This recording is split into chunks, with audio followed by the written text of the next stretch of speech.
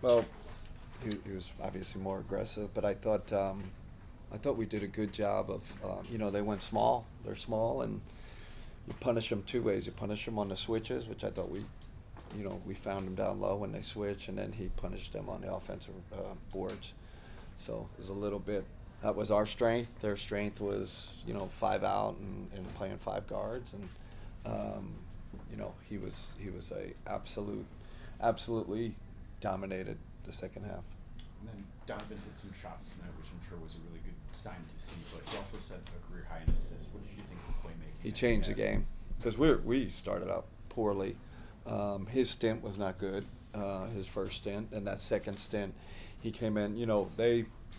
They packed the paint. I mean, extreme paint packing, and he started spraying the ball.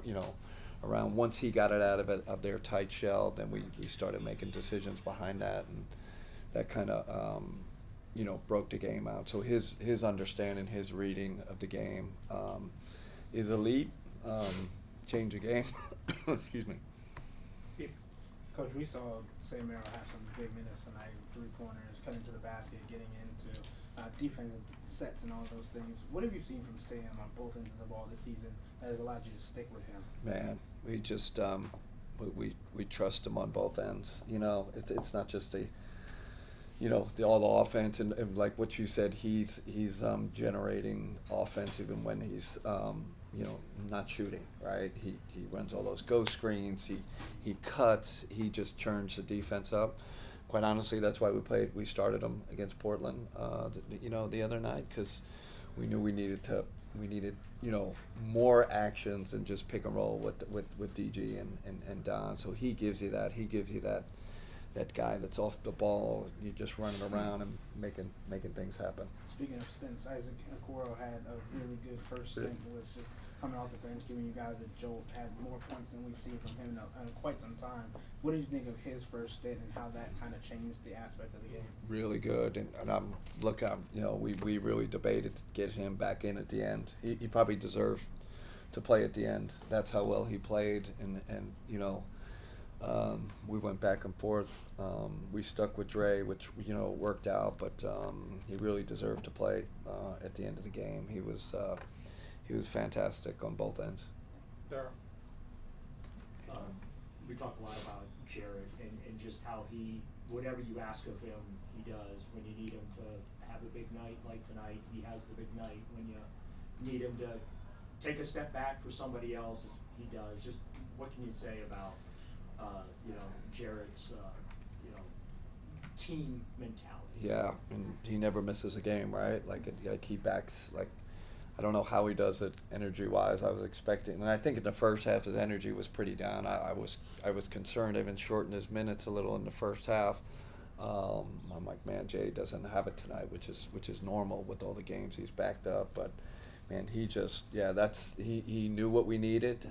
He knew we needed him to punish their small ball lineup, and just key to our victory tonight. Number one key to our victory was Jared Allen. The flow there, especially in that third quarter, just kept getting disrupted by all those all those replay reviews. Yeah. What did they ultimately tell you on the Tristan upgrade, the flagrant 2? I think they said it was an elbow to the head. The fact that it was to the head is caused a flagrant 2. I didn't look at the replay, but where I am on the replay.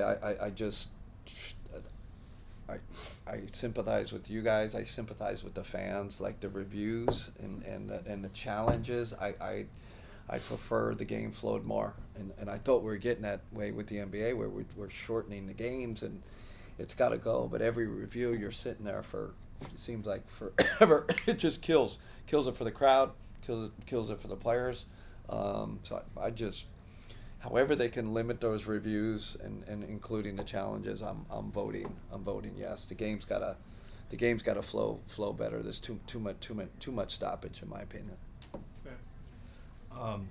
Javante came in there in the fourth, give Donovan a break. I think he played like a 3-4 minute stretch. Is that the role you envisioned for him in the playoffs, to come in? He gave you a 3, but he also gave you a possession tip back and It's just like those things kind of go over people's heads, I think. Really good find. That's exactly why we signed him.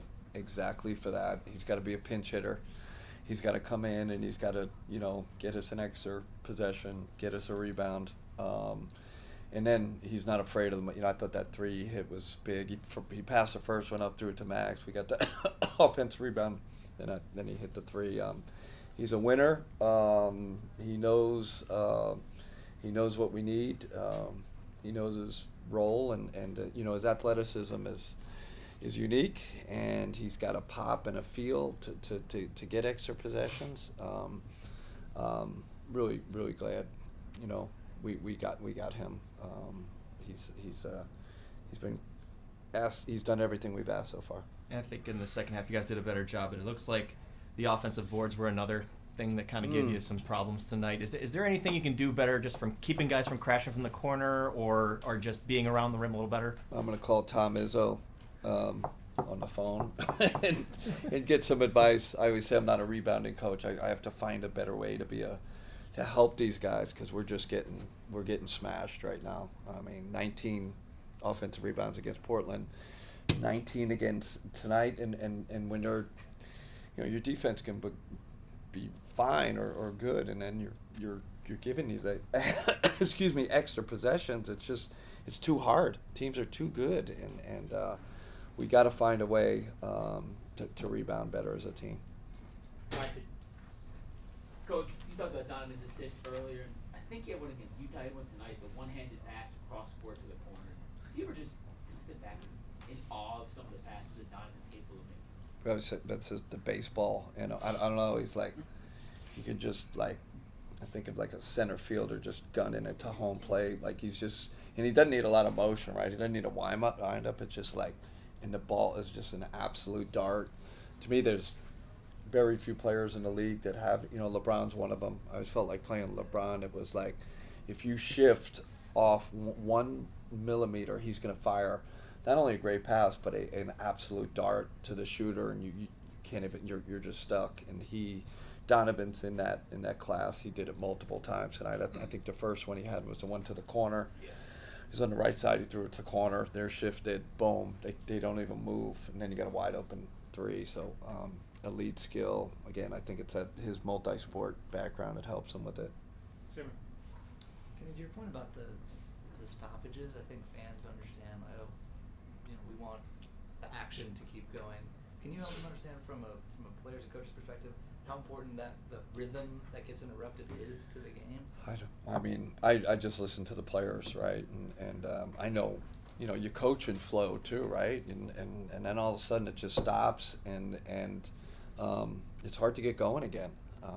And listen, our crowd, especially our home crowd, how important it is. It's like, man, they stop, and then it takes everybody a while to get revved up again. I just again, I just wish we'd limit it. I'd vote for less stoppages, no challenges, none of that. Just more flow to the game. I think it'd be better product. Would you trade a few 50-50 calls for the Yes. stoppages? Yep. Because I think the refs do a hell of a job. And it's kind of, I'm old school maybe. That's how I grew up. You make a mistake. We make mistakes. They're going to make some mistakes, but keep the game moving. Keep it going. Keep the flow. I might be in the minority here, but I just think it's better overall for the game. Cameron and Nick. When you see Donovan kind of going through a stretch where he's looking for that shot to fall and figuring that out, do you also see him making a concerted effort in assisting in other ways in the game, in those assists, and kind of putting himself in other places? Is that something? Yeah, and I still don't think he's hit his groove. It's, I know he had a great game tonight, but he's a little off, and but he does find a way. He helps us defensively. Donovan, we'll put him on the best player. We don't hide him at all. He's involved in the important defensive possessions. Got a few big boards tonight. And then just as, like you say, his overall IQ helps us, right? And it's not just him, but moving the chess pieces around, talking to our guys. So it's so much. He's not just a strict scorer. He's got so much other things to his game. That's why he's a superstar. So he's a great player because he does it. He helps us in so many different ways. I don't think he asked, but how nice is it to be home after such a long road trip? Oh, you know what? I was just thank God for our crowd. Like, I felt like we needed a push. Like we needed some energy. We got in at 7 a.m. I felt like they got us. They kind of got us over the hump. So that was huge. Now got to go to Detroit tonight. Kenny, you had 6 guys in double figures, and that's without Ty Jerome and Evan Mobley. You guys are so ridiculously deep. Yeah. Are you starting to dread, thinking about playoff rotations when they come up? Yeah. Case in point tonight. I mean, without Evan and Ty, Isaac probably deserved to finish, and he doesn't finish. The other night in Portland, we had Max, Dre, and Ty who had 25 points. They didn't finish the game. So these are really hard decisions. But I'm constantly talking to the team. This is what it takes. To you have to be selfless, and you have to support your teammate, and have a positive spirit. You might deserve to finish, and you don't. And I think that's a record we have. Why we have the record we have, because we got a selfless group, and they understand what it's all about. But it's going to be, when it starts to get crunch time and the tough, it's going to be hard decisions on this coaching staff. Everybody said, well, it's a good problem to have, but it's tough. It's part of the job. That's one guy. Yeah. Kenny, DG a little cold from the field tonight, but Yeah. still contributes with 9 assists and a few boards. Can you just talk about why his leadership is still so valuable and to put in all those minutes? He hit the dagger 3. I think it was 1 for 7. We got the offensive rebound. I forget who threw it out to him. Struggling, not shooting the ball well, and boom, he hit clutch DG. They're gonna come up with a nickname for him. He's just and his spirit's right. He's struggling and not playing well, and got that big steal also, and then kicked it ahead to Don, and Don throws it to JA. So not a great game overall, but when it was money time, he made the key plays.